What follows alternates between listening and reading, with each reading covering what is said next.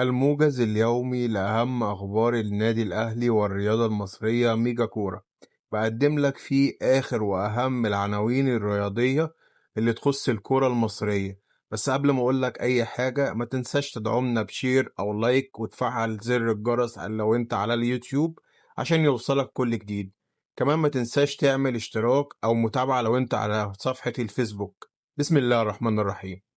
هناك احتمالية أن يتواجد إمام عاشور على مقاعد بدلاء الأهلي في المباراة القادمة أو يتم تجهيزه لمباراة الجولة الثالثة. النادي الأهلي تقدم بشكوى للرابطة ضد جماهير الزمالك بعد الهتافات ضد زيزو، وطالب بتوقيع أقصى عقوبة ممكنة للحد من هذه التصرفات المشينة. الجهاز الفني لمنتخب مصر يتابع حالة إمام عاشور ومروان عطية من أجل معسكر سبتمبر المقبل، والثنائي يقترب من التواجد مع المنتخب بإذن الله. الأسطورة علي معلول في أول مشاركاته مع الترجي يفوز على الصفاقسي بنتيجة 2-1 في الدوري التونسي. يا خسارتك يا علي. إصابة لاعب الأهلي المعار كريم الدبيس بمزق في العضلة الضمة. سلامات يا كيمو.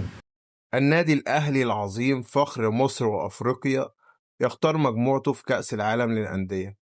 تجرى غدا الاثنين مراسم قرعة بطولة العالم لكرة اليد للأندية مصر 2025، والتي تقام في الفترة من 26 سبتمبر إلى 2 أكتوبر بمشاركة 9 أندية على رأسها النادي الأهلي العظيم. محمد يوسف عقد جلسة مع الكابتن محمد الشناوي قبل 4 أيام من مباراة مودرن سبورت، وأخبروا بمداورة بينه وبين مصطفى شوبير ليكون الثنائي جاهزا قبل التوقف الدولي. قرارات رابطة الأندية ضد التجاوزات نادي الزمالك وجمهوره في حق الكابتن أحمد السيد زيزو هتكون بإذن الله غدا الثلاثاء. لاعبين النادي الأهلي يجرون عملية استشفاء وتدريبات اليوم في صالة الجيم، وراحة اللاعبين من التدريبات الجماعية غدا الثلاثاء. ريبيرو لم يتحدث مع اللاعبين أو أي من مساعديه عقب لقاء موديرن. محمد هاني تحدث مع اللاعبين وشدد أن الطريق لا يزال طويلا. هاني في رسالته للاعبي الأهلي أكد أن المستوى كان سيئا والفريق يحتاج لكثير من العمل، وانت ما شاء الله عليك أسطورة يا هاني. ديانج سيشارك أساسيا في مباراة الأهلي أمام فاركو المقبلة. هناك تغييرات ستكون في تشكيلات خوسيه ريبيرو.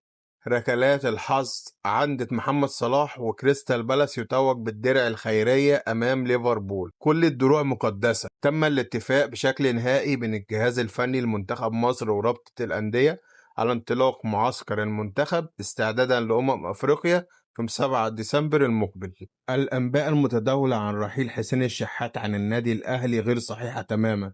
نفى النادي الأهلي ما يثار عن طلب محمد الشناوي حارس مرمى الفريق عن الرحيل عن النادي في يناير المقبل. محمود كهربا يقود الاتحاد الليبي للتأهل للكونفدرالية ولقاء محتمل أمام النادي المصري.